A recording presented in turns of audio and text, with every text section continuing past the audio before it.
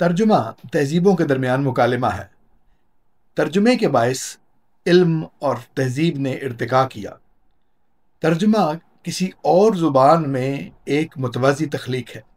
اس طرح کی بہت سی باتیں ہم سنتے رہے ترجمے کی اہمیت کے بارے میں، مترجم کی اہمیت کے بارے میں، لیکن جب بھی ہم کسی ادب کی تاریخ کا ذکر کرتے ہیں تو ہمیشہ اس کے اصل متن اور اس کی اصل زبان کی طرف رجوع کرتے ہیں۔ سوال یہ ہے کہ اگر ترجمہ شدہ متن ایک دوسری زبان میں متوازی تخلیق ہے تو وہ اس زبان کے ادب کا حصہ کیوں نہیں؟ کیا یہ ہے یا نہیں ہے؟ اس پر ہم نے بات کی ہے کچھ ماہرین سے ادارہ اردو کے ایک سیمینار میں۔ ویڈیو کی طرف جاتے ہیں، لیکن ویڈیو کی طرف جانے سے پہلے اگر آپ چاہیں کہ شوق کا یہ سلسلہ تعلق میں بدل جائے تو چینل سبسکرائب کر لیجیے۔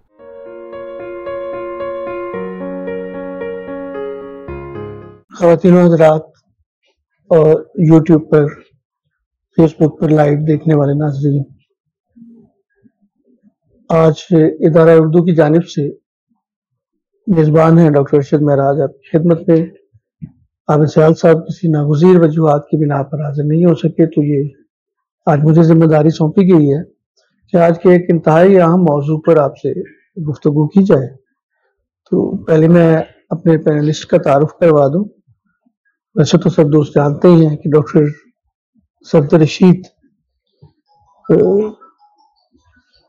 شعبہ اردو علامہ اقبال اوپن یونیورسٹی سے وابستہ ہیں اور مترجم ہیں، ناقد ہیں اور بے شمار صلاحیتوں کے مالک ہیں۔ انگریزی اردو ادب پر ان کی یکسر کمانڈ بھی ہے اور انہوں نے خود بے شمار کتابیں ترجمہ کی ہیں، خصوصاً انہوں نے اوشو کا گرو رجنیش کا ترجمہ بہت اچھے انداز میں اور اعلیٰ انداز میں کیا ہے۔ ان کے ساتھ تشریف فرما ہے پروفیسر ڈاکٹر محمد عمر فاروق، یہ ہیڈ آف ڈپارٹمنٹ ہیں کس یونیورسٹی میں شعبہ انگریزی کے، اور بہت ملک کی دیگر یونیورسٹیوں کے علاوہ یہ بین الملک بھی پڑھانے کا تجربہ رکھتے ہیں اور انگریزی زبان و ادب سے ان کا گہرا مطالعہ ہے اور دلچسپی ہے۔ تو آج کا ہمارا سوال یہ ہے کہ کیا کسی زبان کا ادب جب ترجمہ ہو کے دوسری زبان میں آتا ہے تو اس زبان کا کیا اسے ہم اس زبان کا ادب قرار دے سکتے ہیں؟ یہ بہت اہم سوال ہے۔ اس پر ہم اپنے ماہرین اور جو موجود حاضرین ہیں ان سے بھی گفتگو کریں گے۔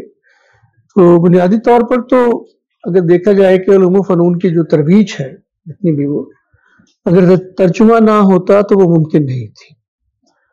آزمانہ قدیم سے لے لیں آپ، جب بغداد میں یہ سارا سرمایہ آیا یونان کا اور اس کے بعد ترجمہ ہو کے پھر یورپ میں گیا اور نشأت ثانیہ کی جو ہے داغ بیل پڑی اور خرد افروزی اور روشن خیالی کی تحریکوں نے جنم لیا اور سائنس اینڈ ٹیکنالوجی نے ترقی کی، یہ سارے کے سارا اس کا دار و مدار ترجمہ پر ہے۔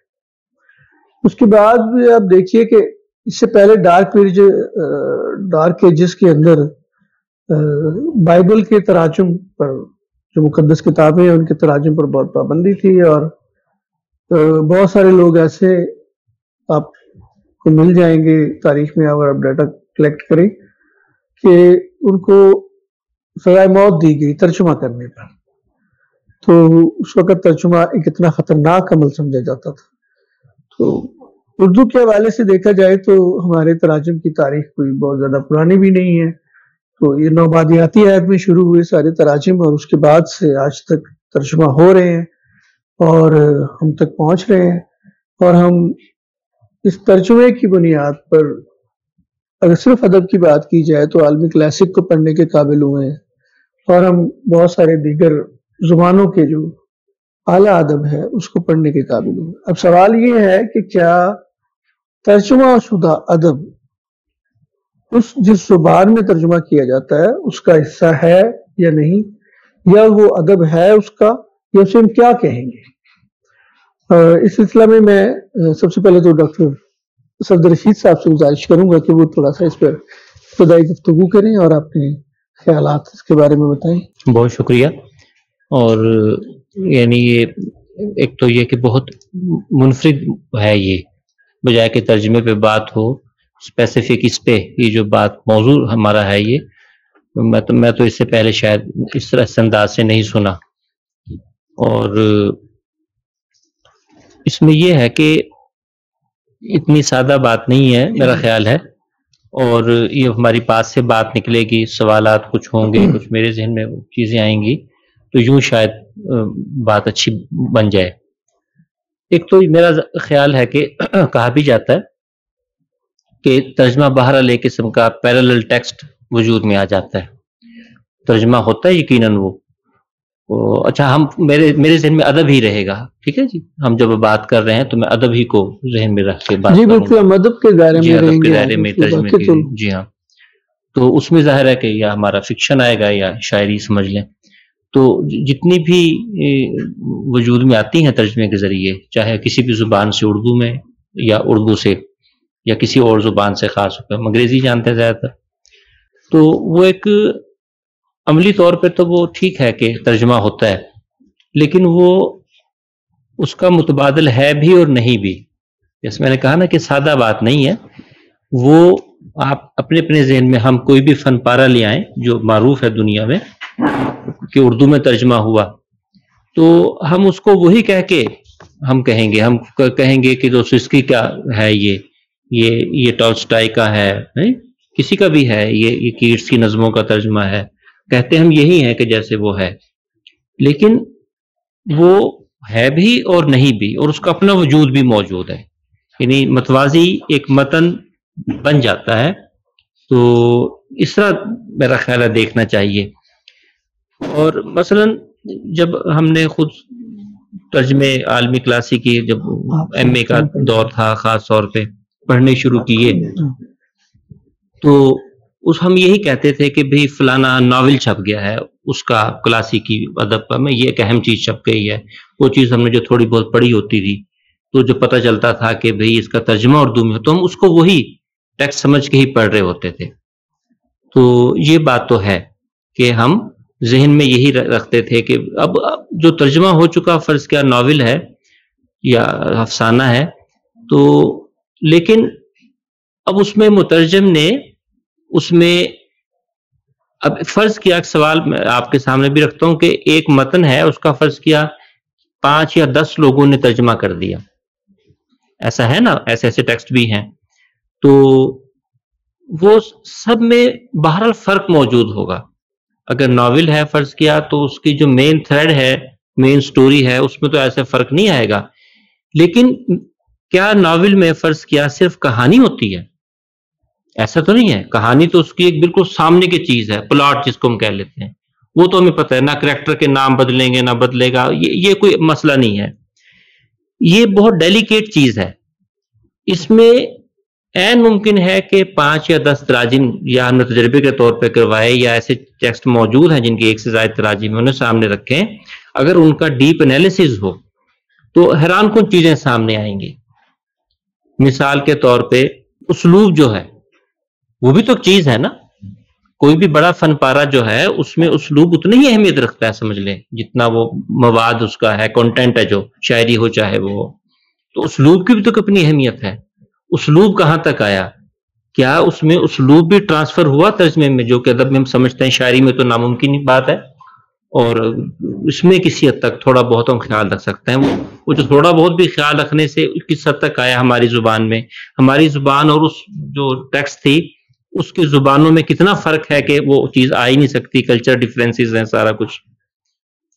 چلیے یہ بھی قابل قبول ہے کہ یہ سب چیزیں ہم قاری کو پہلے سے علم ہوتا ہے کہ بھئی یہ کلچر بھی مختلف ہے, ٹیکسٹ بھی مختلف ہے, دور بھی مختلف ہے, اور پلاٹ اس کا ہو گیا. لیکن سوال یہ ہے کہ کہیں ایسا تو نہیں ہو گیا کہ کریکٹر کے بارے میں جو ایک امیج ہے جو اوریجنل ٹیکسٹ میں موجود ہے, کریکٹر کے بارے میں, ٹھیک ہے, کریکٹر کی اس کی ساری موجود ہوگی, کریکٹرائزیشن ساری موجود ہے جو اوریجنل ناول کی ہے, سورس ٹیکسٹ کی ہے. تو ٹارگٹ ٹیکسٹ میں یعنی مترجمہ متن میں ایک کریکٹر کے بارے میں تاثر قائم تھا. ہر بات لفظوں میں نہیں آیا کرتی, بہت سی چیزیں ہوتی ہیں جو ان بٹوین لائنز ہوتی ہیں. رائٹر کے ذہن میں ہے کہ ایک خاص طرح کا امیج کسی کریکٹر کے بارے میں دینا چاہتا ہے، مترجم کو ممکن ہے پتہ ہی نہ چلے اس بات کا، یا الٹ بھی کر لے، یہ بھی ہو سکتا ہے، یہ بہت نازک معاملہ ہے۔ یعنی اس انداز سے آج متون کو دیکھنے کی ضرورت ہے۔ اس پہ میں نے کچھ عرصہ پہلے ایک آرٹیکل لکھا تھا، اور مجھے لگتا ہے کہ شاید وہ پہلا آرٹیکل تھا اردو میں تو۔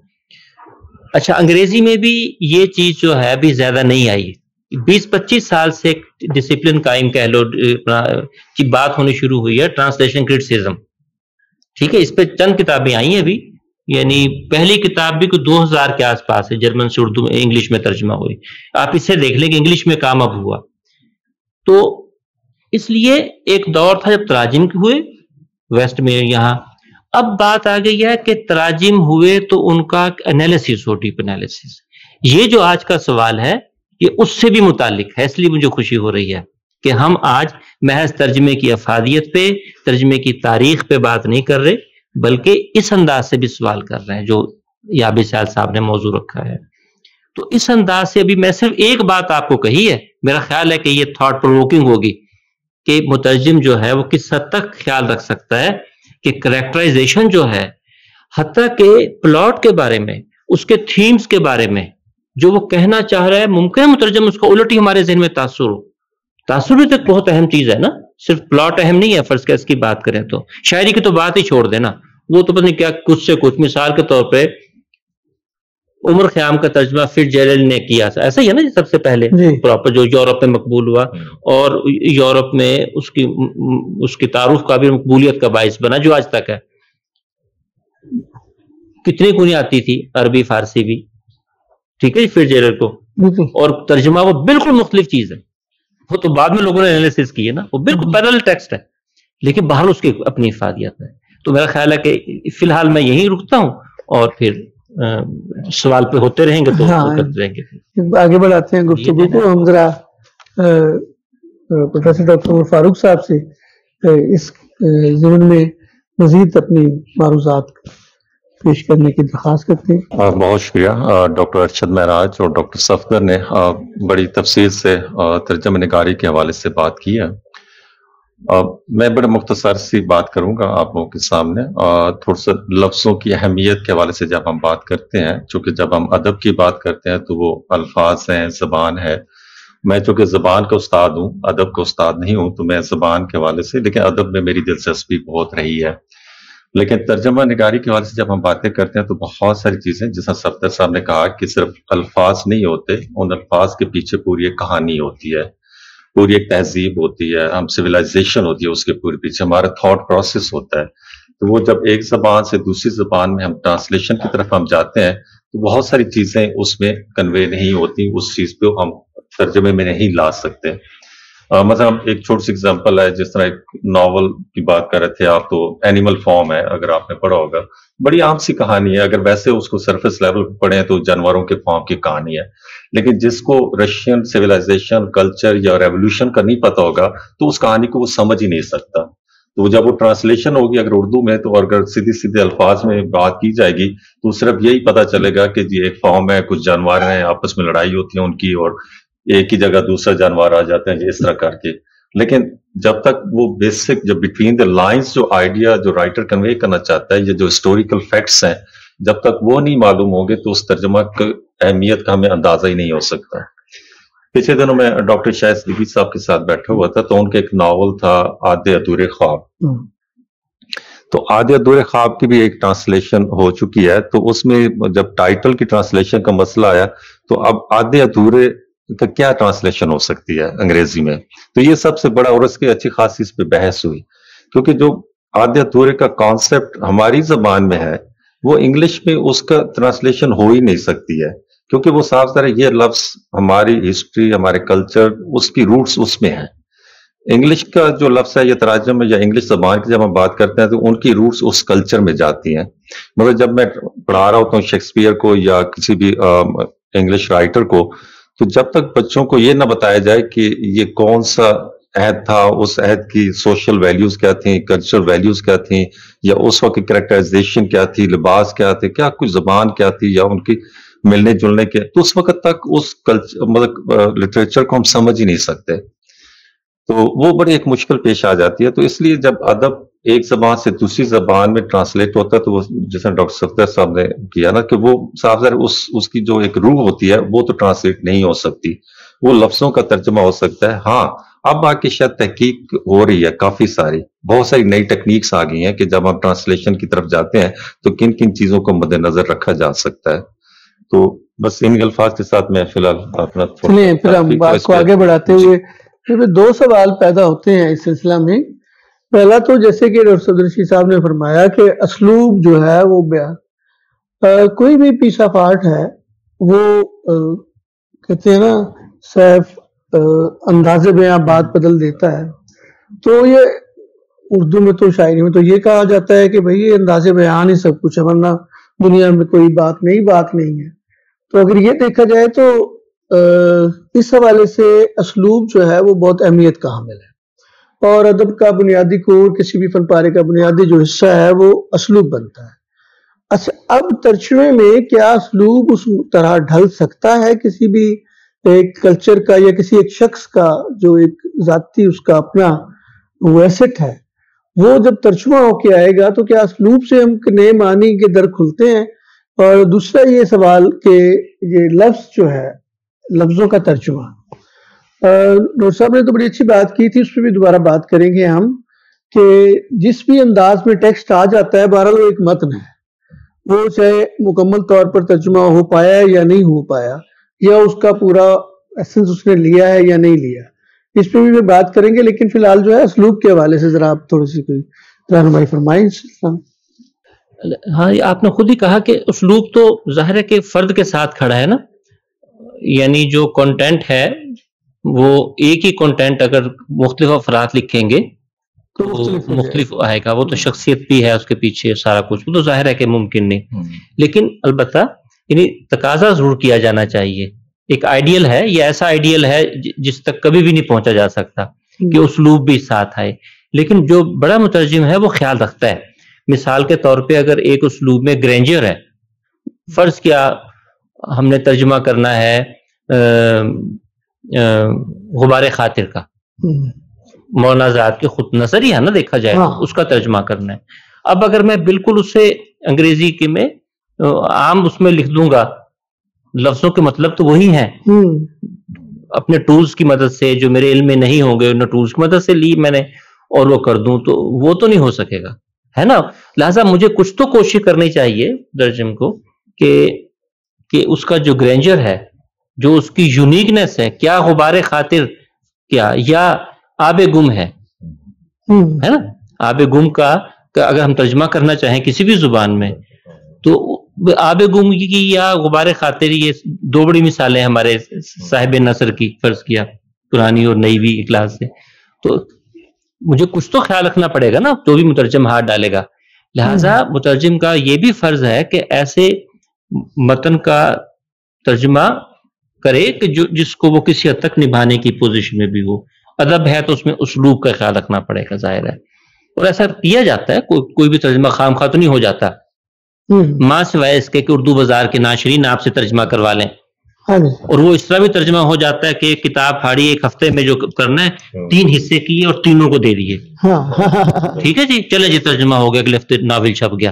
ایسا بھی ہوتا ہے، کیونکہ میرا تعلق پبلشنگ سے رہا ہے 15 سال، ان چیزوں کو میں جانتا ہوں کہ کیسے ترجمے. تو اردو بازاری تراجم بھی ہیں، ٹھیک ہے.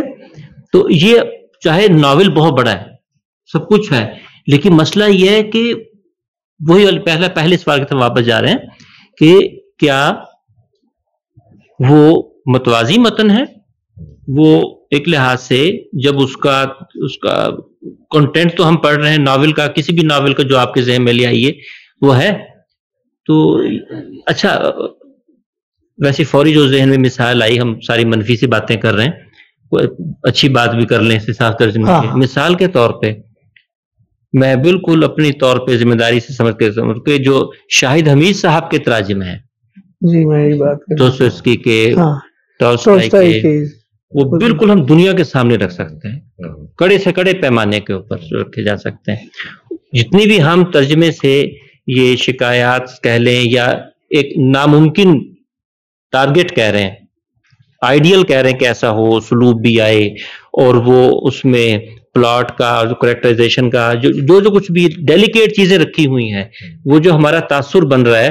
مثال کے طور پہ کسی ناول میں یہ تاثر ہے یا کسی افسانے میں یہ تاثر ہے کہ کسی کریکٹر کے بارے میں خاص طرح کی فیلنگ رائٹر چاہ رہا ہے ہمارے اندر پیدا ہو، اور وہ نہیں ہوتی. ترجمہ تو ہو گیا، سب کچھ ہے، بالکل ٹھیک ہے، وہ فیلنگ بھی تو ترجمہ. یعنی ایک کریکٹر کے بارے میں میرا اور فیلنگ پیدا ہونی تھی، اس کریکٹر کے بارے میں اور فیلنگ پیدا ہے نا. آج ہمیں یہ باتیں کرنی چاہیے جب انالیسس کریں. اس لیے ٹرانسلیشن کرٹیسزم کی بات میں کر رہا ہوں کہ اب سادہ نہیں کہ ابھی ناول آیا اور میں ناول پڑھا بھی نہیں اور رائے دے رہا ہوں جی بڑا رواں ترجمہ ہے، لگ رہا ہے کہ بالکل ناول یہ لکھا ہوا ہے. بھئی یہ خامی ہے ناول کی، اگر تبازات محسوس ہو رہا ہے تو، کیونکہ ایسی خوبی نہیں ہے. لہذا ہم نے پھر ہم نے پیرالل ٹیکسٹ جو کہہ رہا ہوں جو اوریجنل ٹیکسٹ ہے وہ تو دیکھا ہی نہیں ہم نے کیسے کہہ دیا کہ اوریجنل ٹیکسٹ دیکھے بغیر ترجمے کے بارے میں بات کرنا یعنی یہ ایک مذاق ہے. جب تک ہم انالیسز نہ کر لیں پیراگرافز کی شکل پہ اوور آل یہ موٹی موٹی سی بات کر دی کہ ترجمہ کیسے پتا ہے ترجمہ یہ معیاری ہے غیر معیاری ہے.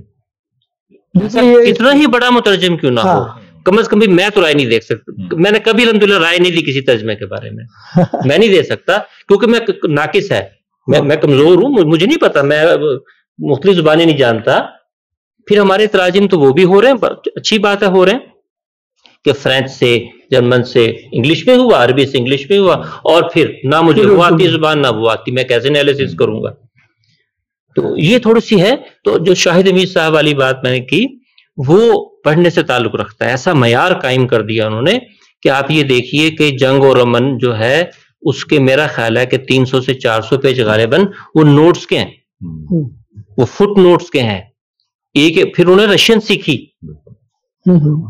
سیکھی، عمر کا ایک حصہ لگایا.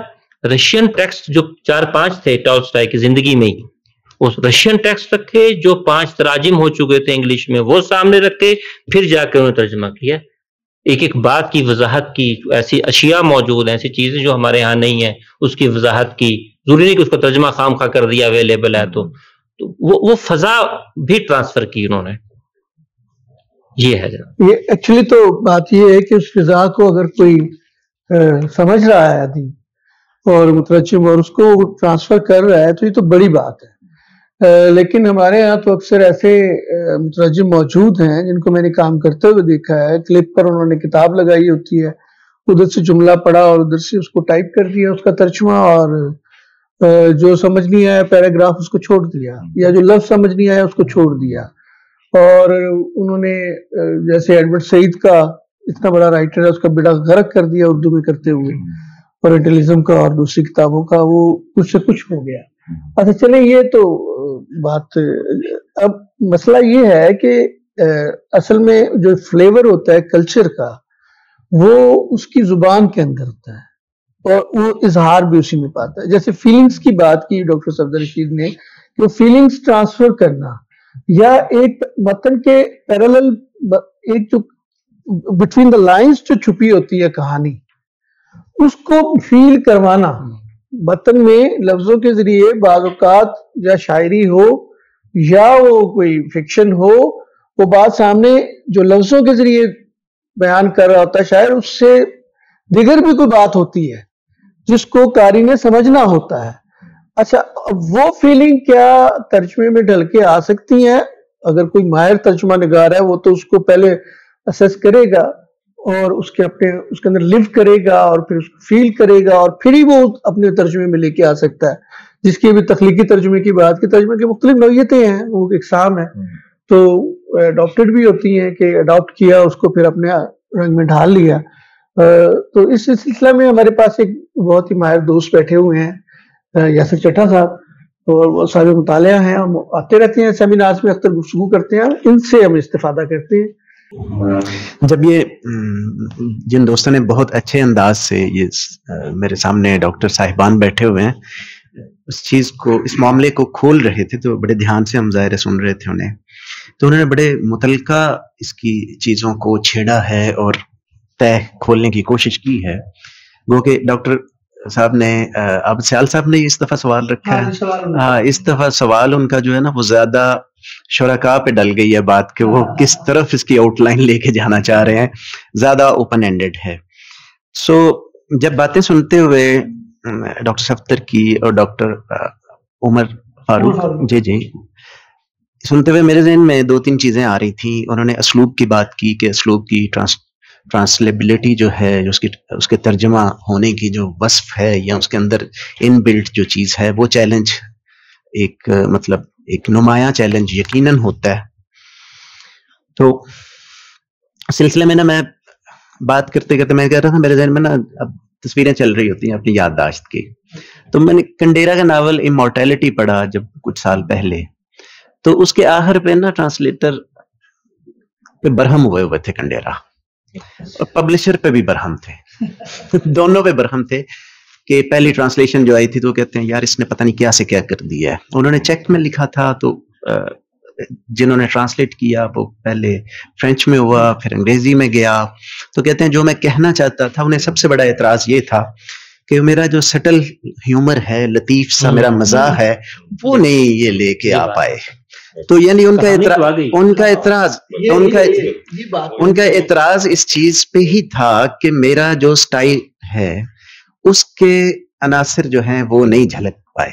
तो अच्छा खासा वो बरहम थे। साथ ही ना मेरे ज़हन में फिर आया, अच्छा जी ये तो राइटर है और ट्रांसलेटर पे गुस्से हो रहे हैं। ये चंद महीनों की बात है, ये नाम मैंने नहीं लेना क्योंकि वो हमारी व्हाट्सएप की कन्वर्सेशन है। बड़े अच्छे लिखने वाले हैं फिक्शन।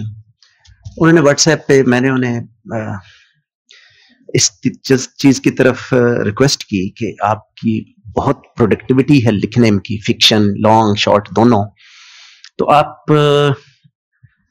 उनसे मैंने जाना भी था कि उन्होंने अंग्रेजी काफी पढ़ा है, पढ़ते भी हैं इंग्लिश। तो मैंने कहा था इसको इंग्लिश में आपकी कहानियों को भी लाने की जरूरत है अगर आप कर सकते हैं तो। उन्होंने अपनी एक कहानी जो मैंने पहले पढ़ी हुई थी उर्दू में, एक शॉर्ट स्टोरी, उसे उन्होंने इंग्लिश में किया। तो कहते हैं जी आप ना ये जरा रिव्यू करें। तो मैंने उन्हें कहा एक सफा भी सिर्फ, बल्कि मैंने सिर्फ 2-3 पैराग्राफ पढ़े ना। 2-3 पैराग्राफ पढ़ने के बाद मैंने कहा मैंने कहानी चूंकि आपकी भी पढ़ी है, आपने भी लिखी है, तो जाहिर है आप मेरे से ज्यादा इमर्सिव रह के उसके अंदर से गुजरे हैं।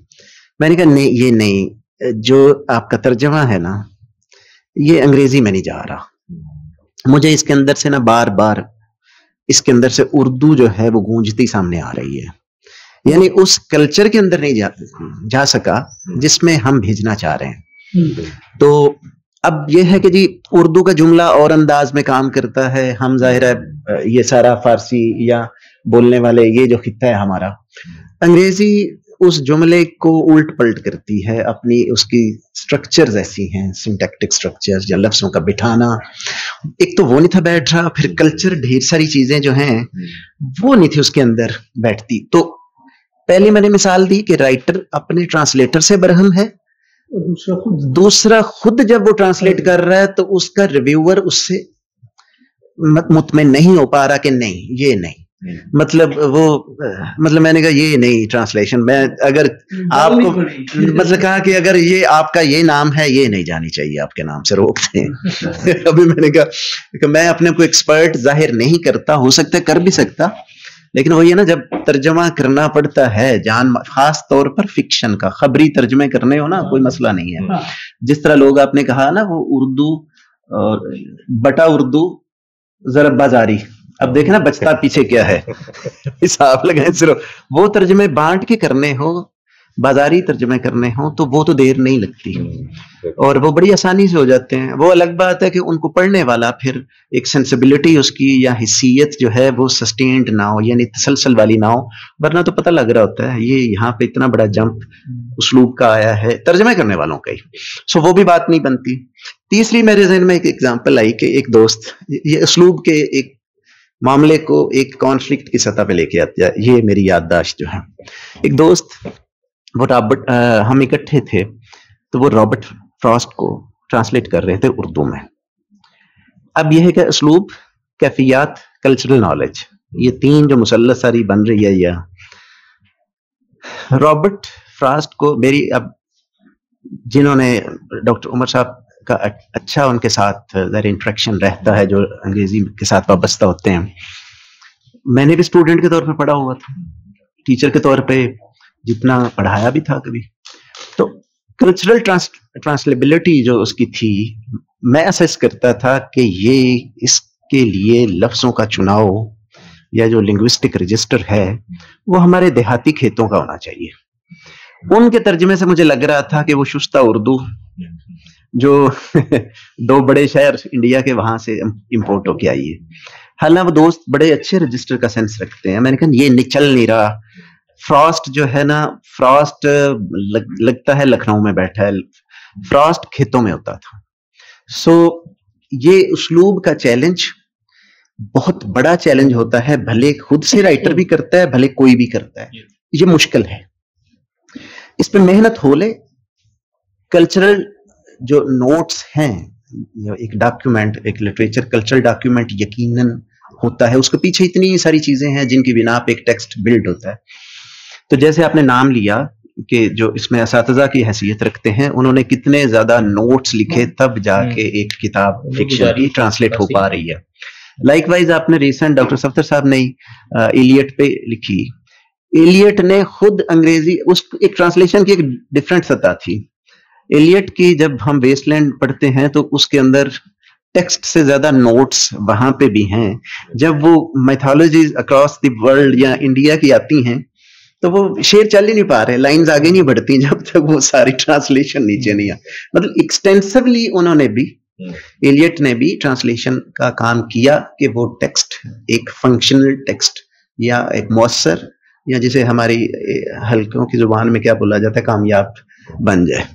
सो मेहनत मुश्किल काम है। उस मुश्किल काम तक पहुंचते हुए बहुत मेहनत लगती है, हो जाता है किसी हद तक, लेकिन किसी का बिल्कुल कॉपी तैयार करना ऐसे ही है। किसी के अंगूठे की जो हैं लाइनें उनका किया जाए फिर भी पता लग जाता है, या आंख की उस आयरस का जो यूनिक आईडी है, भले बनाने वाले ने हमारे अंदर रखी हुई है, तो वो एज इट इज मुश्किल हो जाता है।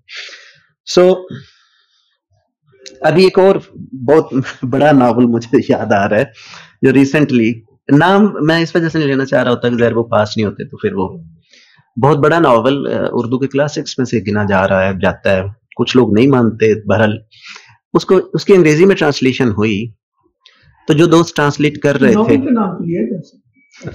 पूरा हिंट, सारा हिंट चला जाना। हाँ, तो समझ आ गया तो शेयर ना कीजिएगा, रॉबर्ट फ्रॉस्ट का भी समझ में आया। शेयर ना कीजिएगा क्योंकि वो मैंने तो मुकर भी जाना है ना बात। अच्छा, ये नॉवल जो ट्रांसलेट हुआ तो वो उनकी ट्रांसलेशन पे उन्होंने एक दोस्त को कहा कि आप ना मेरी मदद करें रिव्यू के तौर पर।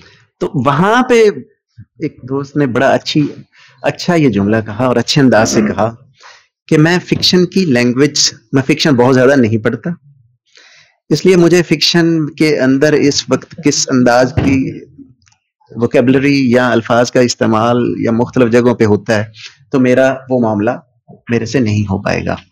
सो ये इतनी सारी चीजें हैं।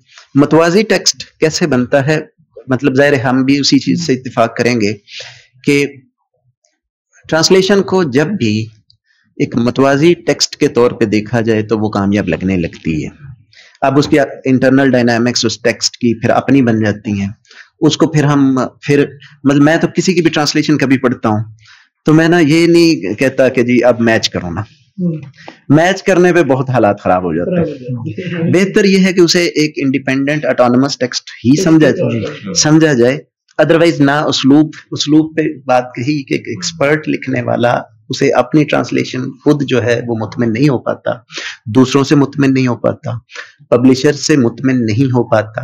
वो क्यों नहीं हो पाता, ये हमारे यहाँ शायद ये चीज रेलेवेंट है ये बात कहना या ना, कि कंडेरा को पब्लिशर से ये इतराज था कि ये और एडिटर से कि मेरी ये, एक तो मजाक पे उन्होंने बात की थी, उन्होंने कहा था मेरा जो लिटरेरीनेस है इसको पब्लिशर मेरा एक वाइडर ऑडियंस तक पहुंचाने के लिए उसकी भी कुर्बानी दे रहा है। اور مطلب ظاہر میں ہیلپ لیسنس یا بے یار و مددگاری کا احساس ہوا کہ اب میں کیا کر سکتا ہوں اس پہ. سو میرا خیال ہے میں نے بھی بات چلائی ہے تو میں نے کمپلیکیٹ ہی کی ہے، پیچیدہ ہی کی ہے، کیونکہ اس قدر یہ سیدھا سیاہ و سفید میں کمپلیکس کی طرف جی سیاہ و سفید میں اس کا جواب بن نہیں پا رہا. تو اگر مطلب بنائیں ہم تو وہ زبردستی ہوگی. میں اتنا ہی اس وقت کہنا چاہوں گا. شکریہ، بہت شکریہ آپ کا. بڑی ایسی کنٹینیوٹی میں صفدر رشید صاحب کو کچھ باتیں یاد آئی ہیں تو اس کے بعد پھر ہم یہ تو گفتگو ہوتی رہی، چاہے کئی گھنٹوں پہ ہو جائے، ہو سکتی ہے لیکن ٹائم لیمیٹڈ ہے. کہ ٹرانسلیشن بہرحال بہت زیادہ ذمہ دارانہ کام ہے، اور اس کے لیے اداروں کا، چلیے پرائیویٹ کی تو ہم نے بات کی، پبلشرز کی، ان کی اپنی مجبوریاں ہیں، کمرشلزم ہے، لیکن جو سرکاری سطحوں پہ بھی ہو رہے ہیں. بعض تراجم پڑھ کے بہت آیا کہ کوئی نظام ہی نہیں ہے. یعنی ہم سب جتنے بیٹھے ہیں سرکاری ادارے اسی کے ارد گرد ہی ہیں، اسی ایریا کے ارد گرد 3-4 سرکاری ادارے ہیں جہاں سے تراجم کی کتابیں چلتی ہیں. جی اچھے ٹائیٹ میں ذاتی طور پہ جانتا ہوں کہ کیا نظام ہے ترجمے کا اس کے لیے، کہ کیا ایویلویشن کے لیے کہیں ترجمہ بھیجا جاتا ہے، کیا اکیڈمی میں ہی، کیا مقتدرہ میں ہی، چلے نام لے، آپ نام نہیں لے رہے، میں نام لے دیتا ہوں، میرے ادارے ہیں یہ، ان کی بہتری کے لیے ہم بات کر رہے ہیں. کیا نیشنل بک فاؤنڈیشن میں ان تینوں اداروں سے میری کتاب نہیں چھپ چکی. ٹھیک ہے، اچھا.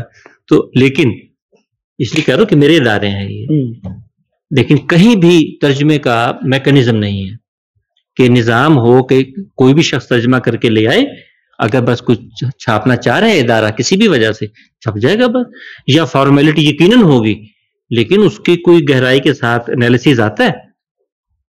تو لہٰذا ترجمے کو ایک نارمل، اس کا مطلب یہ بھی ہوا کہ مترجم کو ہم اہمیت نہیں دے رہے، ہم ترجمے کی اہمیت کو اہمیت نہیں دے رہے، اور ایک نارمل علم ٹھیک ہے ترجمہ سیکنڈ ایڈ ایکٹیویٹی ہے.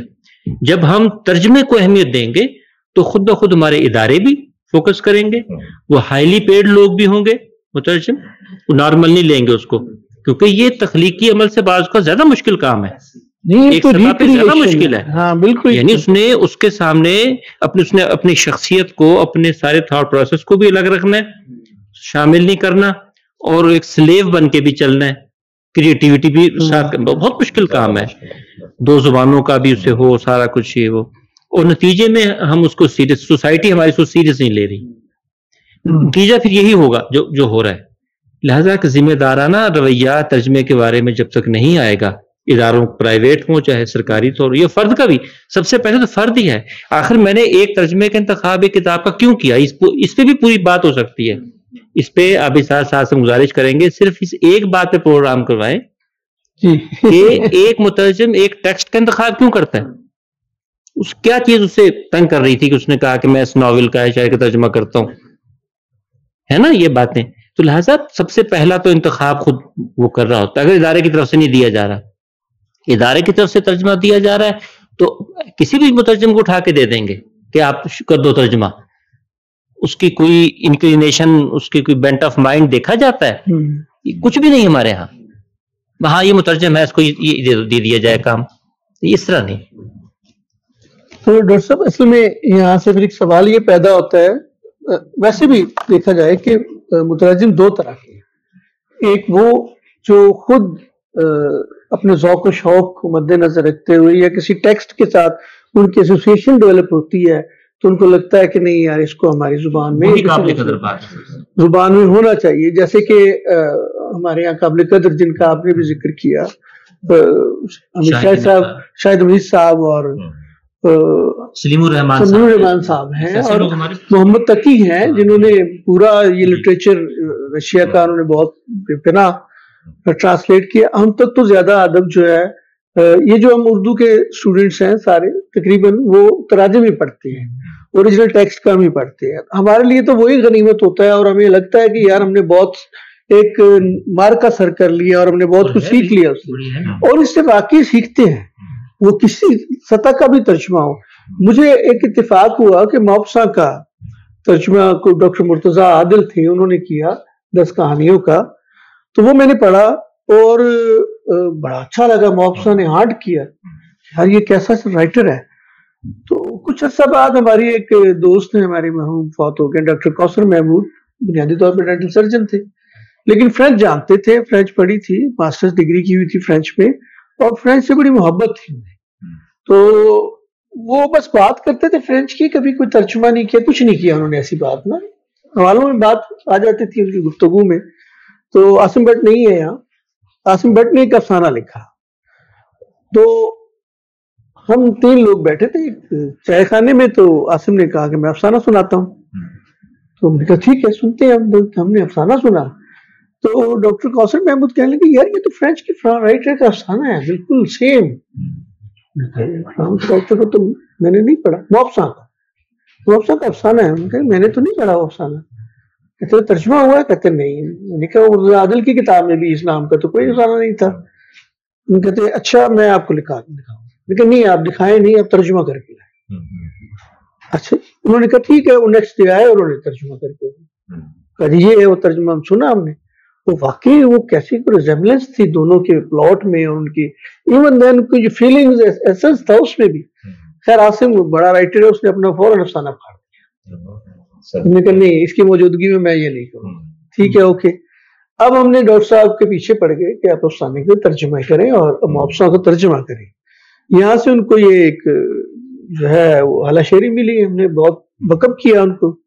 تو انہوں نے ان میں سے کچھ وہ افسانے ترجمہ کیے موپساں کے جو ڈاکٹر غلام مرتضی عادل نے کیے ہوئے تھے. تو میں نے میرے پاس دونوں کتابیں آئیں تو میں نے رکھ کے دیکھا کہ ان دونوں کتابوں میں بہت ساری باتیں جو ہیں جو ڈاکٹر کوثر محمود نے کی تھیں وہ اس میں تھی نہیں. ایون دین 1-2 واقعات نہیں تھے، اور کچھ جملوں کی کنسٹرکشن اور فیلنگز جس کی آپ بات کر رہے ہیں کہ وہ کریکٹر کی فیلنگ جو ڈاکٹر کوثر نے دکھا دی وہ انہوں نے نہیں دکھائی. ان کے یہاں وہ مفقود تھی.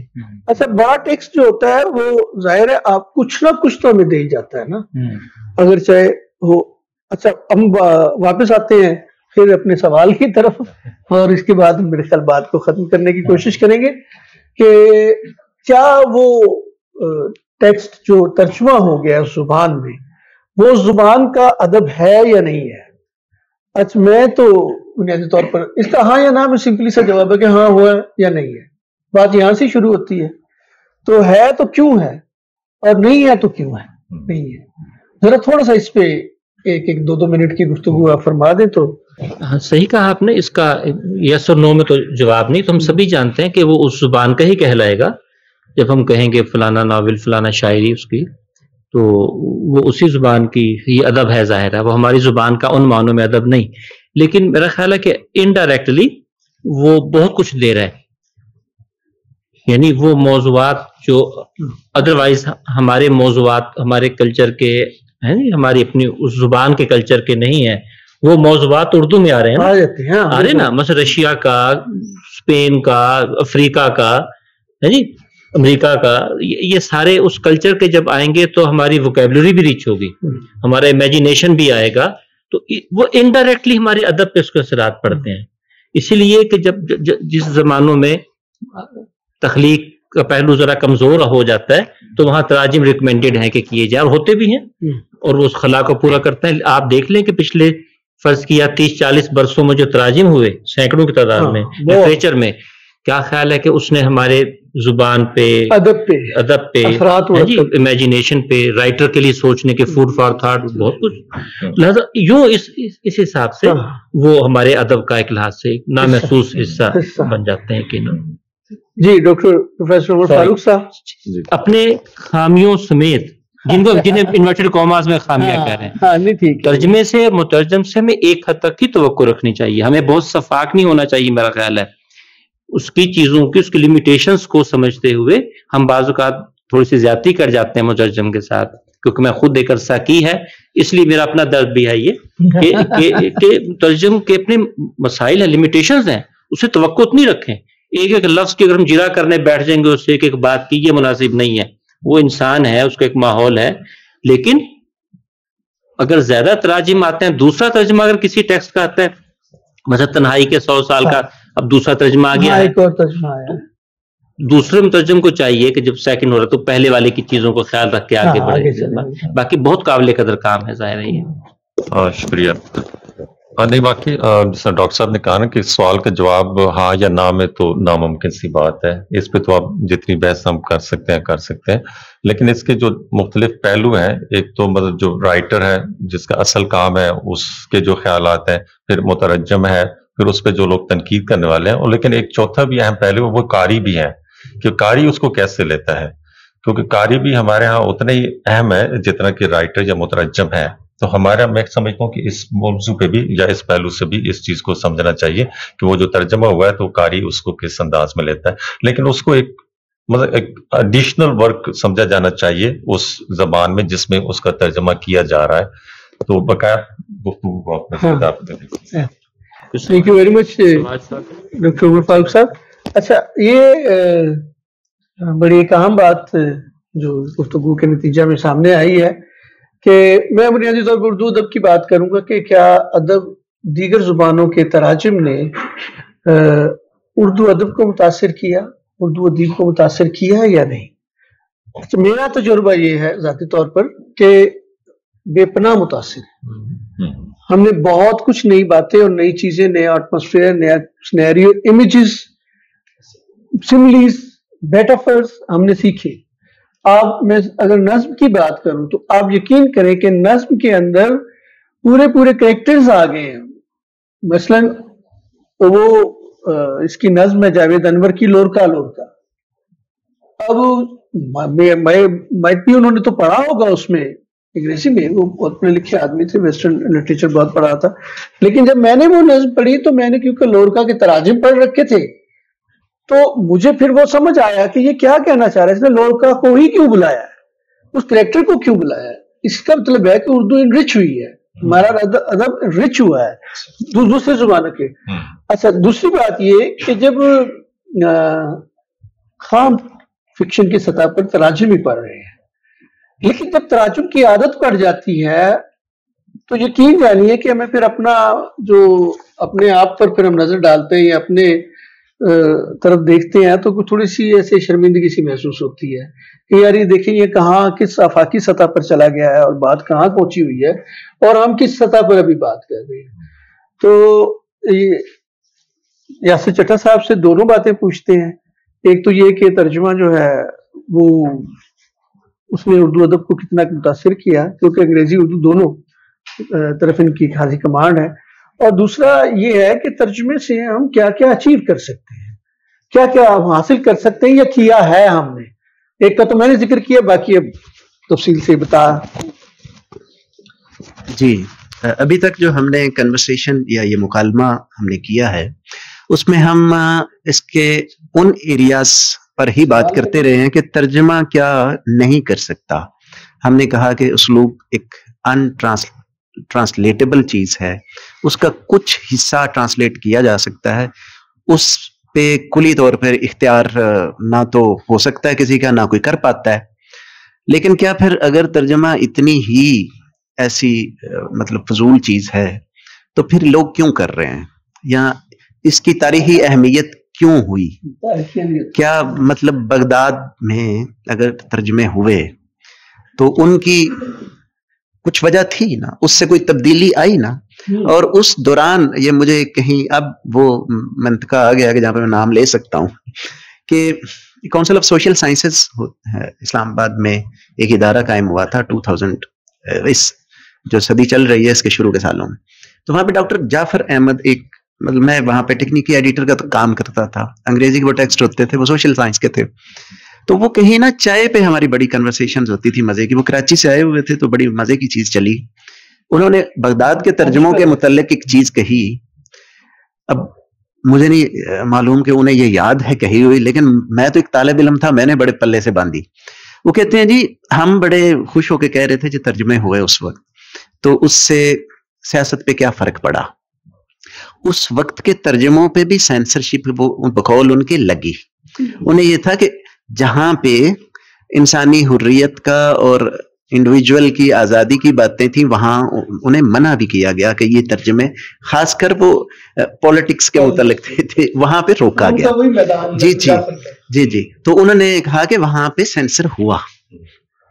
सो अहमियत उसकी है इन टर्म, ये चूंकि मुकालमे के अंदर ये बात जिस वक्त मैं सोच रहा था, डॉक्टर सफदर साहब ने भी बिल्कुल वही जाविया पकड़ा, और एन जब मेरी बारी आने वाली थी आप भी उन्हीं चीजों की तरफ आ गए कि बहरहाल अचीवमेंट्स तर्जमे की हैं, लोग तर्जमे की अपनी समाजियात है मुख्तलिफ हवालों से। कि काशिफ रजा जब वो बज़ाहिर नावल जो है इनके case of exploding mangoes, funny लिहाज से कोई अगर वो लिटरेचर का स्टूडेंट है तो लिटरेरीनेस उसके अंदर कम है, वो एक थोड़ा सा मतलब वो सीनियर आदमी है जो मोहम्मद हनीफ हैं, लेकिन उसको उस अंदाज में आप नहीं कह सकते कोई बड़ी कोई लिटरेरी हाई लिटरेरी वैल्यू की चीज है, लिटरेरी मेरिट की उसके अंदर नहीं है, कहानी है। हमारे यहाँ अंग्रेजी जो पढ़ने वाले आम है ना, बीकन हाउस सिटी से निकले हुए, उन्हें उसी तरह की अच्छी लगती हैं चीजें। सो हम थोड़े से ओल्ड स्टाइल हो जाते हैं ज्यादा वो पुराना लिटरेचर पढ़ के। तो अब एक वो टेक्स्ट इंग्लिश में क्रिएट हुआ, उसकी समाजियात मैंने ट्रांसलेशन की बतानी है कि जब वही तर्जमा होता है कराची से हुआ, उन्होंने काशिफ रजा ने किया, तो ट्रांसलेशन होने के कुछ ही दिनों बाद वो उस पे छापा भी पड़ गया। इसका मतलब है कि तर्जमों का रसाई के साथ ताल्लुक है, यानी रसाई तर्जमे की एक अचीवमेंट है, ये उसका हासिल है।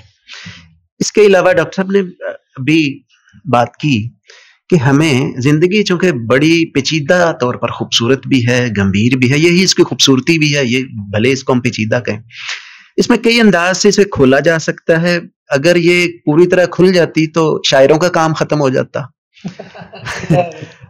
फिक्शन राइटिंग उनकी दुकान बंद हो जाती, ज़रा जिंदगी तो खुल गई सारी।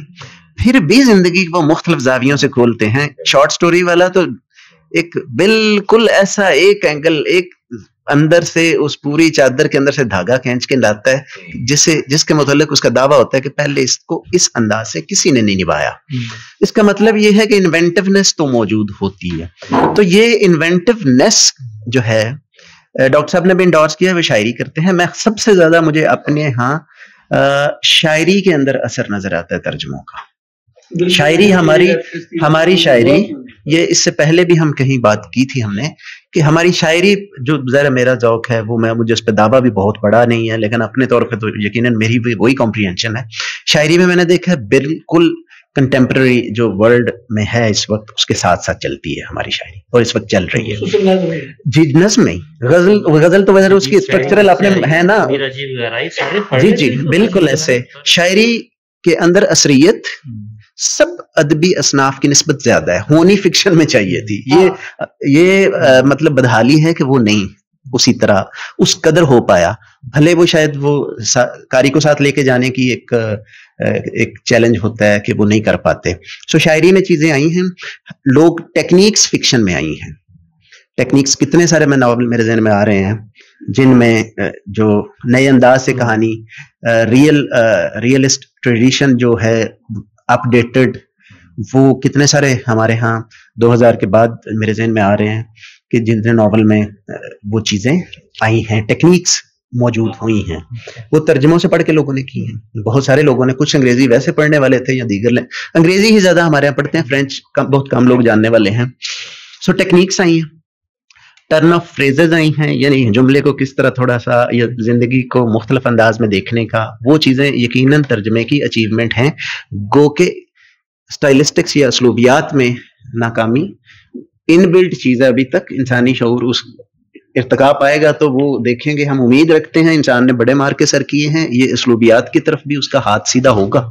अभी बहरहाल तकनीकें, तलमीहात आपने कहा शायरी के अंदर भी आई हैं, ये नसर के अंदर भी आई हैं। वर्ल्ड लिटरेचर के अंदर से जो बड़ा लिटरेचर क्लासिक है इंटरनेशनल, वो तो इंसानी सरमाया बनता है ना, ज़ाहिर है वो लोकलाइज या मुकामियत उसके अंदर अफाकियत ज्यादा हो जाती, तो वो जो किरदार हैं वो तलमीहात की शक्ल में वो आगे तर्जमे लाता है।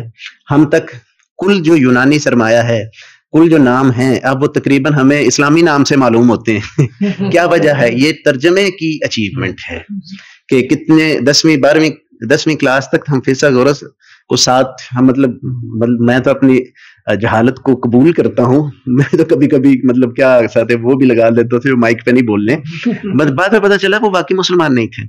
तो ये क्या था, एक सतह पे उनका सकाफती सतह पे, कल्चरल एक लेवल पर उनका बिल्कुल वो जिससे कहना मुकामी जमीनों में उन्होंने जड़ें बना लेते हैं। तो ये भी ट्रांसलेशन की अचीवमेंट है। आखिर ये जो अदब की समाजियात पे भी पहले बात हुई है, वो अहम नुक्ता है। डॉक्टर सफदर साहब ने भी इदारों के नाम लिए।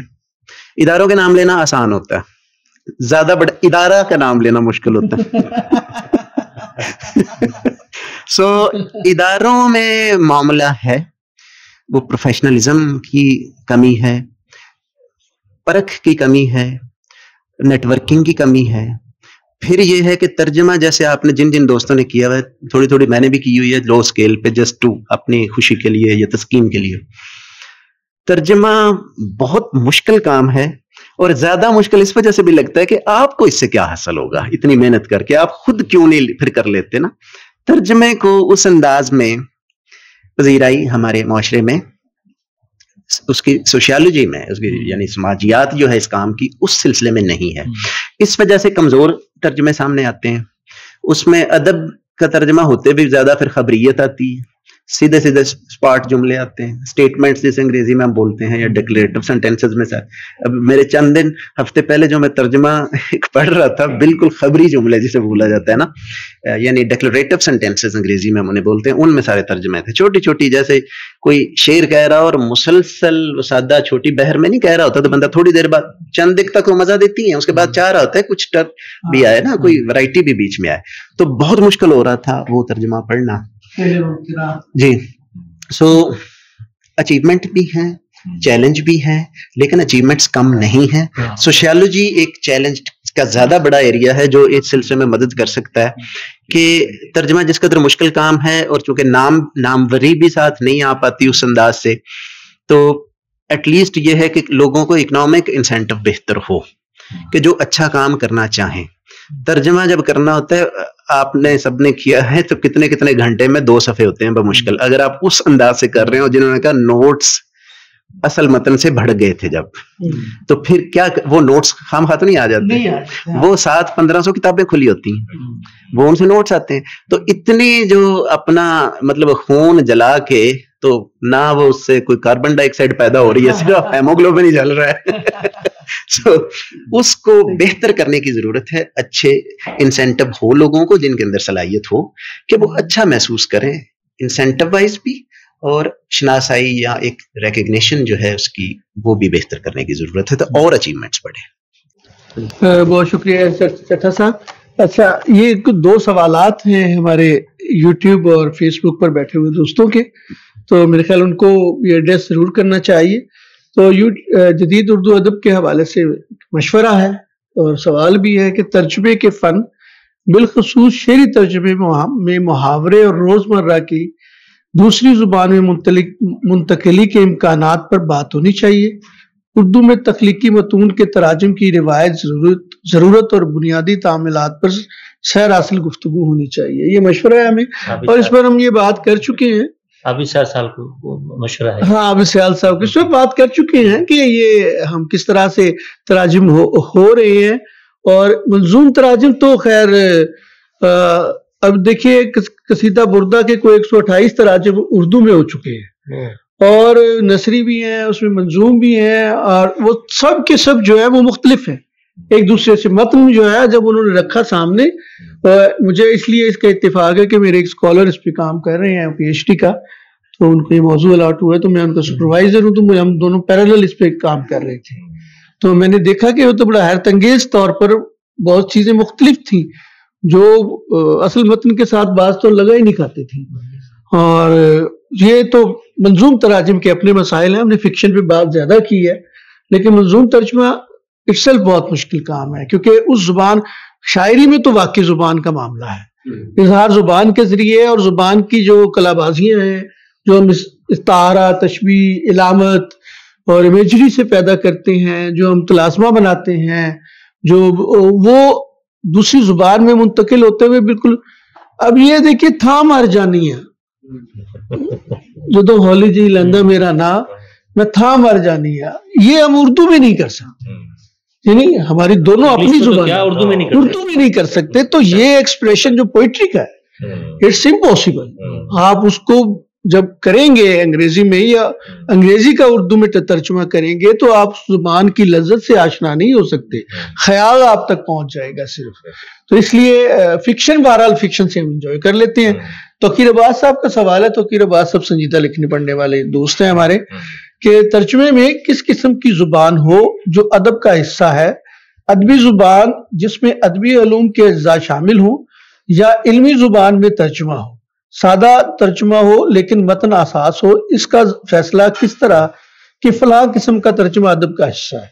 ایسے میں یہ درخواست کروں گا پھر صدر رشید صاحب سے اس موضوع پر. انہوں نے کیونکہ کام بھی کیا ہے تو یہ ہمیں خود ہی ایک قسم کا بتا دیا ہے، جس میں بتا دیا ہے انہوں نے کہ کون سا کس کا ہونا چاہیے، انہیں پتا ہے. میرا خیال ہے وہ امتحان لے رہے ہیں، انہیں پتا ہے. تو ظاہر ہے کہ ٹیکسٹ کے مطابق ہی اس کا فیصلہ ہونا چاہیے. آڈینس کا بھی عمل دخل ہے. بعض اوقات کیا ہوتا ہے کہ ایک ہی ٹیکسٹ ہے، اس کا بڑے لوگوں نے ترجمہ کیا، اہم لوگوں نے ترجمہ کیا، یا ایک پبلشر نے 3 طرح کی آڈینس کے لیے ایک بڑے ٹیکسٹ کا ترجمہ کیا. شیکسپیئر ہے بچوں کے لیے، ٹھیک ہے جی، تو اور بڑوں کے لیے، نوجوانوں کے لیے. تو ایک ہی ٹیکسٹ کے کئی تراجم ممکن ہے آڈینس کے فرق سے. تو پہلا کام تو میرا خیال ہے مترجم کا، جو بہت ہی بنیادی چیز ہے، اس پہ باقاعدہ غور و فکر کر کے، کہ نہ شاہ صاحب ہوتے تو غور فکر کہتے ہیں، غور فکر ہوتا ہے، تو غور فکر کر کے تو یہ ہوتا کہ اس کی آڈینس کون سی ہے، ٹھیک ہے نا جی. تو وہ ڈٹرمن جب آڈینس ہو جائے گی تو خود بخود ہو جائے گا کہ وہ کون سا. دیکھو نا، میں ساتھ ویٹنگ فار گوڈو کا ترجمہ کرشن چندر نے بھی کیا، انہوں نے لوکل کر لیا. پھر کئی فیصلے کرنے ہوتے ہیں کہ کیا آپ نے انڈیجنس بنانا ہے اس کو، ایک ٹیکسٹ ہے عربی کا، فرینچ کا، افریقہ کا، کیا آپ نے اس کو لوکلائز کرنا ہے. کرشن چندر نے ویٹنگ فار گوڈو کو ہندوستان کے پس منظر میں کیا، اور ہمارے یہاں ہم نے اور تراجم بھی ہیں اسی پس منظر میں کیا. تو وہ فیصلہ جو ہے آڈینس کا، ریڈر کا، وہ خود بخود چیزیں طے کرتی ہیں. تھینک یو ویری مچ، بہت شکریہ آپ کا. کوئی نوجوان سوال کرنا چاہے؟ آج ماشاءاللہ کافی. جی پلیز. نوجوان کا ہے. آئیے ادھر آ جائیے، ادھر آ جائیے، آپ قریب آ جائیے. جی سر، میں ہاں ذرا اپنا نام بتا دیجیے. سر ضیاء بلوچ میرا نام ہے، ڈسٹرکٹ خارم بلوچستان سے میرا تعلق ہے سر. جی جی، آپ تو بلوچی سر لکھتا پڑھتا ہوں میں، چونکہ سر دونوں میرے استاد ہیں. بہت ضروری ہے بھائی، یہ تو آج کل بڑا برننگ ایشو ہے. چونکہ سر آپ اردو کی بات کر رہے تھے، میں ذرا بلوچستان کے کانٹیکسٹ میں اور بلوچی اور برادری زبان کے حوالے سے، ہمارے یہاں سر ایک روایت پہ کچھ تراجم ہوئی ہیں، جو کہ شروع میں اگر میں بلوچی افسانے کی بات کروں تو تراجم ہوئی ہیں وہاں سے رشین سے انگلش میں، انگلش سے اردو میں، اردو سے پھر پاکستانی زبانوں میں بہت سارے تراجم ہوئے ہیں. تو پہلی بات یہ ہے کہ وہ جو ٹارگٹ لینگویج تھا شروع میں، وہ اتنا سفر کر کے جو ہم تک پہنچی ہے، اردو تک تو پہنچتے پھر بھی اس کی صحت اچھی رہی، لیکن وہ جو ہم تک پہنچی اس کی کیا صحت رہی ہوگی، یہ میں سر سمجھنا چاہ رہا ہوں کہ آیا اس کے اس زبان کے لیے ہمارے لیے کیا فائدہ ہے. دوسری سر ایک اہم بات، اگر یہ ترجمہ شدہ ادب ہم دوسری زبان میں ترجمہ کرتے ہیں اور اس زبان کے ادب کا حصہ نہیں ہے تو پھر کیا ہے؟ وہ اس کے علمی سرمایہ میں اضافہ ہے، اس کے ادبی سرمایہ میں اضافہ تو ہے نہیں. آپ لوگ کہتے ہیں نہیں ہے. اچھا، اگر یہ نہیں کہا تو کیا ہے وہ؟ ایک تو یہ سمجھنا چاہتا ہوں میں، سر نے بڑی اچھی باتیں کی. اچھا، دوسری سر ایک اور بات ہے، ہم جب ترجمہ کرتے ہیں، فرض کریں کہ ہم نے کسی کو کہا کہ جیسے سر نے بات کی کہ وہ معیار کو برقرار رکھنے کے لیے ضروری ہے کہ مترجم کا کام کسی کو دکھایا جائے. اب سر وہ کس کو دکھایا جائے؟ اگر میں نے بلوچی سے انگریزی میں ترجمہ کیا ہے، وہ بلوچی والے کو دکھایا جائے یا انگریزی والے کو دکھایا جائے؟ کیا انگریزی والے اس کا فیصلہ کرے گا یا بلوچی والے اس کا فیصلہ کرے گا کہ یہ جو کام ہوا ہے یہ کام ٹھیک ہوا ہے کہ نہیں ہوا ہے؟ ایک اور بات ہے سر، ہمارے ایک روایت ہے، 5ویں بات میں کہتا ہوں سر ایک دفعہ مجھے سمجھا دیں گے، میرے لیے آسانی ہوگی، کہ ہمارے سر کوئی بندہ فرض کر اس کی تخلیقی صلاحیتیں، انسان ہے، کمزور ہیں، اس کی تحقیقی صلاحیتیں بھی کمزور ہیں، تو اس کو کہا جاتا ہے کہ آپ کوئی ترجمہ کریں تاکہ آپ کی کوئی کتاب آ جائے. جیسے سر نے بھی صرف بڑھایا، اور بہت سارے ایسے لوگ ہیں کہ جنہوں نے صرف اس لیے ترجمہ کیا ہے کہ وہ صاحب کتاب بن جائیں. تو ایسے ترجمے کے بارے میں آپ کیا کرتے ہیں؟ پھر دوسری اہم بات سر، ہم کہتے ہیں کہ اس میں ادارے اپنا رول پلے کریں، وہ کریں. سر ایک رائٹر کا اپنا بھی کوئی اخلاقی چیز ہوتا ہے کہ میں جو کام کر رہا ہوں آیا اس میرے نام سے چھپنے والا ہے، اس میں بجائے ادارہ تو بعد میں آتا ہے. آیا میری اپنی ذمہ داری کیا ہے بحیثیت ایک لکھنے والے کے کہ میں اس کو ترجمہ کر رہا ہوں, میں اس کے ساتھ انصاف کر رہا ہوں کہ نہیں کر رہا ہوں. پھر سر ہم جب ترجمہ کرتے ہیں, ہم میں نے ایک لیا ادب کا ایک چیز تھی, میں نے وہ لیا, میں نے بلوچی میں ترجمہ کیا, میں نے اس کے سارے کردار چینج کر دیے, میں نے اپنے آس پاس جو کردار تھے خاران میں بلوچستان میں وہ سارے میں نے اس میں کردار ڈال دیے, میں نے کہانی وہاں سے لے لی, باقی ساری چیزیں میں نے اس کو لوکلائز کر دیا. تو کیا وہ بھی میرے ادب کیسا ہوگا کہ نہیں ہوگا؟ سر یہ بس ایک دو باتیں تھی, بہت بہت شکریہ. وہ ایک بات یہ ہے کہ کوئی سے 2 سوالوں کے جواب دے گا. نہیں, جو آپ نے یہ اڈاپٹیشن ہے, وہ اڈاپٹیشن تو ہے دنیا بھر کے لوگوں کے اندر ہے, اس کا کوئی ایسا مسئلہ نہیں. اڈاپٹ کرتے ہیں, جسٹ لکھ دیتے ہیں مرکزی خیال ماخوذ فلاں جگہ سے, تو اس کو لوکلائز کر لیتے ہیں, یہ کوئی مسئلہ نہیں. جہاں تک میں ماہرین کو مزاحمت نہیں دینا چاہتا آپ کے, میں کوشش کرتا ہوں 1-2 سوالوں کا جواب دے کر اور پھر ہم سیشن کو ختم کرتے ہیں. دوسری بات یہ کہ ایک فرد واحد جب کر رہا ہوتا ہے کوئی ترجمہ, تو اس کی بات کی گئی کہ بات یہ ہے کہ ایک شخص اپنے متن کا جب اس کے ساتھ اس کی ایسوسیشن پیدا ہوتی ہے اور وہ متن کا سلیکشن کرتا ہے, تو ظاہر ہے وہ اس متن کے پس منظر میں جو تہذیب اور ثقافت ہے اس کو سمجھتا ہے, زبان کی تمام جو اسرار و رموز ہیں ان کو جانتا ہے, تو تب وہ اس کو اصل میں ترجمہ جو ہے یہ سنگل مترجم کوئی سنگل لیئر کام نہیں کر رہا ہوتا. اس نے ایک ٹیکسٹ پڑھنا ہے, اس نے اس مقام پر پہلے پہنچنا ہے جس مقام پر پہنچ کر وہ ٹیکسٹ لکھا گیا, رائٹر نے اوریجنل لکھا, پہلے اس کو وہ جا کے وہاں تک جب اس کی رسائی ہو جائے گی, اس کے کنٹرول میں آ جائے گا, تو وہ پھر ریکریٹ کرے گا. ریکریٹ کرتے ہوئے اس زبان کو دوسری زبان میں ڈھالنا اور اپنی زبان کا بھی ماہر ہونا جس میں وہ ڈھال رہا ہے. تو یہ 3 درجے بن جاتے ہیں. پہلا وہاں تک پہنچنا, اس کو اس فیلنگز تک جو ہے رسائی, اور دوسرا پھر اس کو انڈرسٹینڈ کر کے اپنے اندر حلول کرنا, خود اس مقام پر پہنچنا, اور پھر تیسرا اس کو بیان کرنا. یہ تو ہے اچھا مترجم. باقی جو لوگوں کا کاروبار ہے, بہت سارے لوگ ہیں, نام نہیں لینے, جیسے چٹا صاحب نے نام نہیں لیے, اب میں نام لوں گا تو آپ واقعی میری تصدیق بھی کر دیں گے کہ واقعی جو سینکڑوں کتابوں کے مترجم ہیں اردو میں, سینکڑوں کتابوں کے, اور اردو بازار لاہور بھرا پڑا ہے ان کے تراجم سے, جن کا ذکر کیا کہ وہ پھاڑ کے دے دیتے ہیں کہ 1 ہفتے میں دے دو, اور وہ شور بھی بہت مچاتے ہیں مترجم کے رائٹس پر, مترجم کے حقوق پر اور یہ وہ. لیکن یہ ترجمہ بھی وہی بندہ بہترین کر سکتا ہے. آپ نے کہا کہ جو کچھ نہیں کر سکتا وہ ترجمہ کر دے, ایسا نہیں, ممکن نہیں. پھر اس ترجمے کی نہیں, میں وہ عرض کر رہا ہوں کہ اس کی اس ترجمے کی حیثیت کچھ نہیں ہوگی, کیونکہ جب تک تخلیقی پروسیس کو سمجھنے والا شخص نہیں ہوگا, کتاب آنے سے ترجمہ نہیں بن جائے گا جب تک اہل علم اسے نہیں مانیں گے. آپ نے خود تو نہیں مانا نا اس ترجمے کو, بات ختم. جب تک وہ ہاں صاحب کتاب تو روز یہاں ہزاروں کی کتابیں تاریخ فیصلہ کر دیتی ہے, فیصلہ کر دیتی ہے.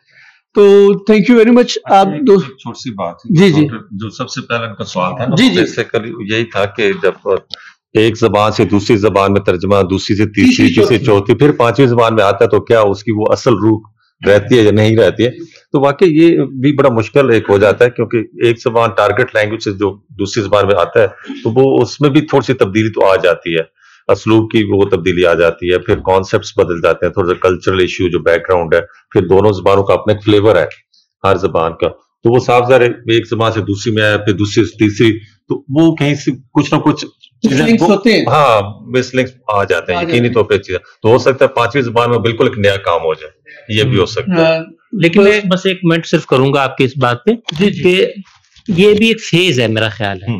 دیکھیے اورل ٹریڈیشن آپ کے ہاں زیادہ تھی نا, ٹھیک ہے جی, لیکن آج آپ یہاں اسلام آباد بیٹھے اور یہ بات کر رہے ہیں, تو ایک فیز ہے جس میں 5ویں درجے پہ جا کے ہو رہا ہے. جب تعلیم کا بھی اور ایکسپوجر کا بھی آپ نے سوال اٹھایا, تو یہ سوال جب ایڈریس ہوگا, اگلا پڑاؤ جو ہوگا یقیناً وہ 5 کی جگہ 3 زبانیں رہ جائیں گی, اور پھر آپ ترجمے کریں گے بہ راست. جی جی جی ہاں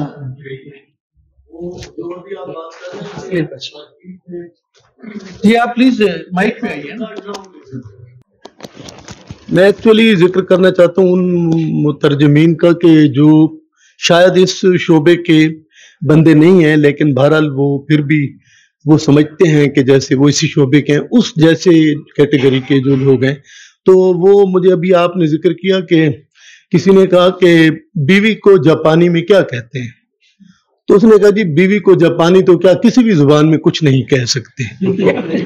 تو وہ ایک پرانے زمانے میں نا سر کہ جب یہ خط لکھانے کے لیے لوگ میلوں کا سفر کیا کرتے تھے اور تب جا کر کہیں کوئی ایک مترجم ملتا تھا اس زمانے کا کہ جو بات سن کر اس کا ٹرانسلیٹ کرتا تھا اور خط لکھتا تھا. اب ایسے ہی ایک بابا جی انہوں نے اپنے بیٹے کو خط لکھنا تھا تو وہ ایک صاحب کے پاس پہنچ گئے میلوں کا سفر کر کے. تو بابا جی سریکی میں بات کرتے تھے، وہ آگے اردو میں لکھتا تھا، خط تو ظاہر اردو میں لکھا جاتا تھا. تو بابا جی بولتے گئے تو وہ ترجمہ کرنے والا جو ہے وہ خط لکھتا گیا. جب وہ سارا خط مکمل ہوا تو پھر بابا جی نے اسے کہا کہ پتر اب پڑھ کے سنا کہ لکھا کیا ہے. تو اب اس بندے نے وہ خط پڑھنا شروع کر دیا. اب جوں جوں وہ خط پڑھتا گیا تو بابا جی ساتھ ساتھ نہ روتے گئے نا، حتیٰ کہ ان کے رونے کا والیوم اور رونے کی شدت وہ بڑھتی گئی.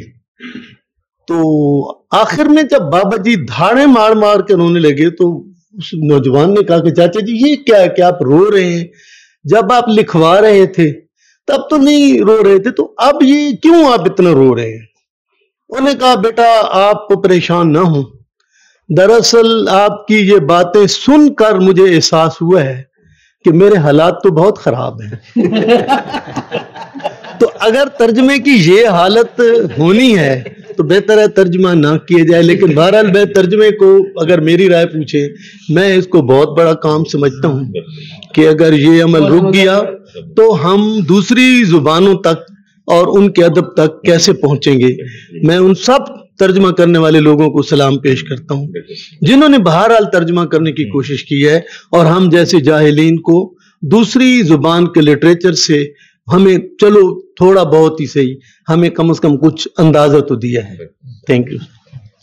بہت شکریہ ڈاکٹر عزیز فیصل صاحب. وہ کیونکہ مزاحیہ شاعری لکھتے ہیں تو مزاحیہ ایک واقعہ سے انہوں نے ہمیں ترجمے کی مثال سمجھائی.